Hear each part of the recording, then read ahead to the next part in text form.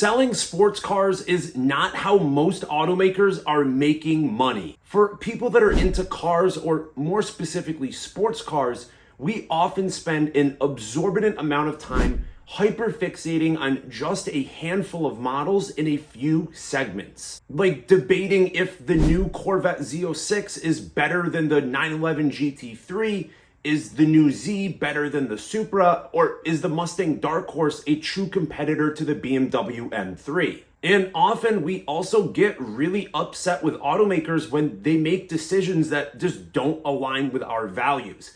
Like maybe getting rid of a manual transmission, transitioning to a downsized turbocharged engine, or just cutting models altogether. And for people in this community, I think it can almost kind of create a bit of resentment towards these brands just because of how our brains work. But at the end of the day, what we need to remember is that sports cars are basically an afterthought for most automakers. Now, to explain why that is the case, I think it's helpful to look at the sports car segment more broadly. Sports cars are not a product that companies are intending to sell to the masses, despite what we might hear within our own kind of echo chambers. For example, when Mazda comes out with a new generation of the Miata, they know almost certainly that they aren't going to be selling like 100,000 of these in the first year. At the end of the day, sports cars are a very niche product. And while they do serve as a mode of transportation, I would not say that is their primary function. Sports cars are intended for leisure. And as far as kind of leisurely hobbies go, sports cars are going to be at the very high end of cost, with only something maybe like high-end watches or yachting carrying a bigger price tag. And it's not hard to see why this is the case. Cars in and of themselves are expensive to buy, and then you also have to factor in things like insurance, maintenance, and depreciation.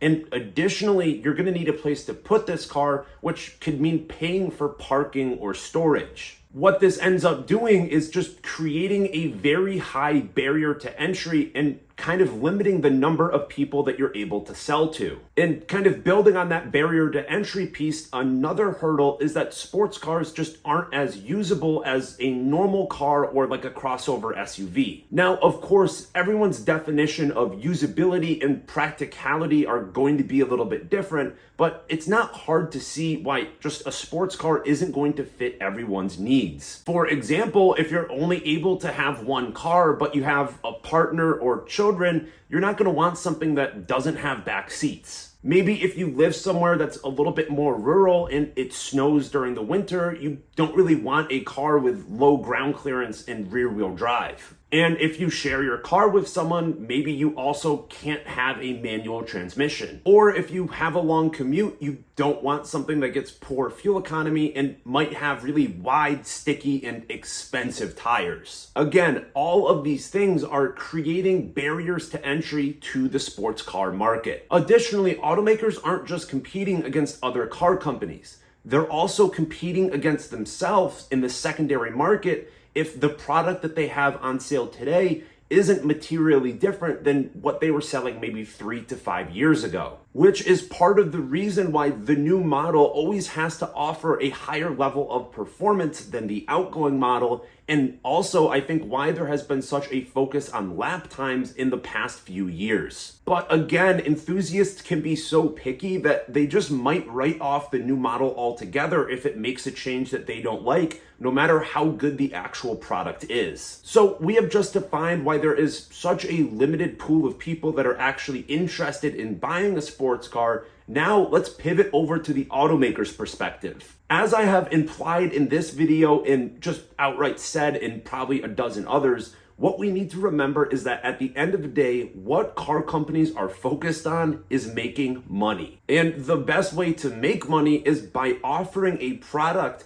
that is going to have the absolute broadest appeal within the markets that you're interested in competing in. What this actually means in practice is that automakers are not in the business of building fun to drive sports cars. They are in the business of building people movers. Now, while there can be a little bit of overlap there, what the broad swaths of the car buying public are interested in does not necessarily align with what enthusiasts are looking for. Many of these car buyers are focused on things like practicality, usability, just how the car looks, what type of tech or features the car comes with, how reliable they perceive it or the brand being, and the actual cost of the car. The car actually being fun to drive is probably pretty far down the priority list, and even there, we probably have different definitions. When we as enthusiasts say fun, we mean things like handling, acceleration, engagement, or sound. When the average car buyer says fun to drive, it could mean 100 different things, from how high the car is off the ground,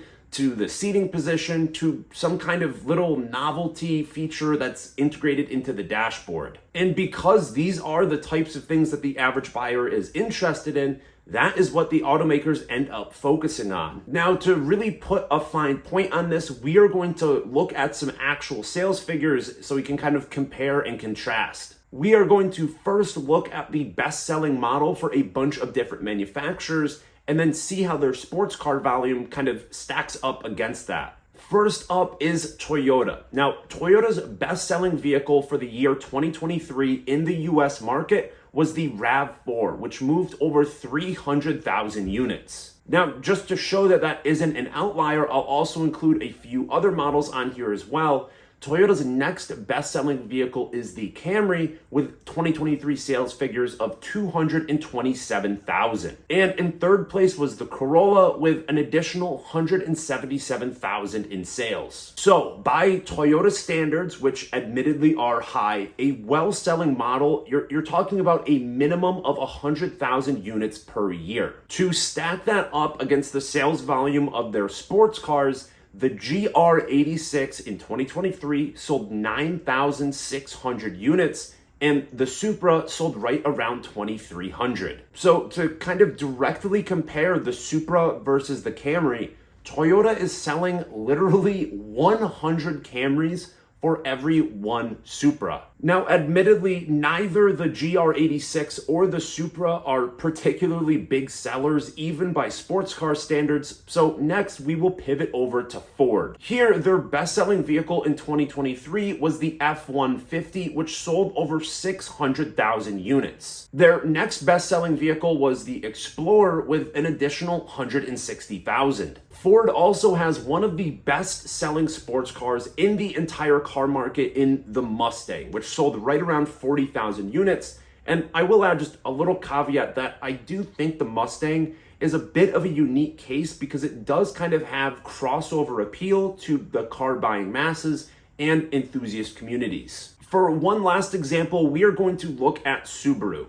Their best-selling vehicle in 2023 was the Crosstrek with around 131,000 units sold, with a close second being the Subaru Forester with around 130,000. Now, to compare that to Subaru's sports car offerings, the BRZ sold around 2,300 units, and the WRX sold around 13,500. So even with a vehicle like the WRX, which is about as practical as you are going to be able to get for a performance-focused car, it is being outsold 10-1 by crossover SUVs. So clearly here, the more pedestrian-oriented cars are drastically outselling the vehicles that are targeted towards enthusiasts, which is part of the reason why I said sports cars don't make automakers money. That said, a potential rebuttal here would be that sports cars, generally speaking, have higher margins, which means that automakers are able to make more money on each car that is sold. So while in some cases that may be true, the drastic difference in volume is going to thump any potential benefit with margin that sports cars offer. But to really focus my argument a little bit more, this mostly applies to automakers that are selling both mass market vehicles as well as sports cars.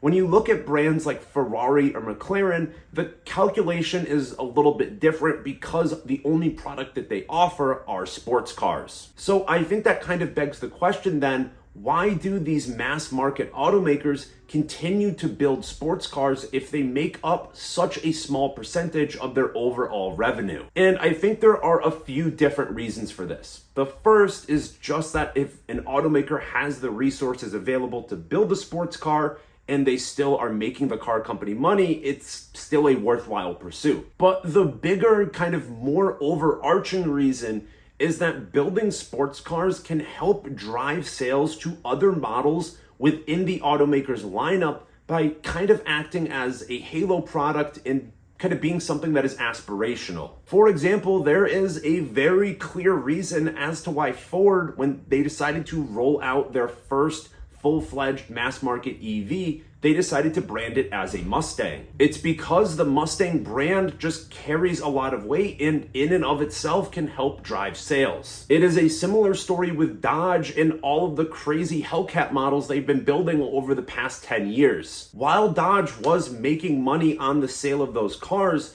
the bigger purpose was to get people excited about the Dodge brand and drive sales to some of the lesser models. And to go back to what we said earlier about sports cars and their impracticality, we can look at Porsche with the 911.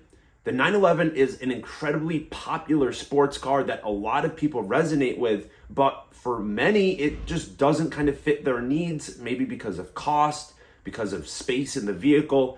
So instead, they will buy another Porsche model, maybe the Macan or the Cayenne, because they resonate with the brand and with the 911. To kind of sum this all up, most of the time, building a sports car is not going to be an automaker's primary focus.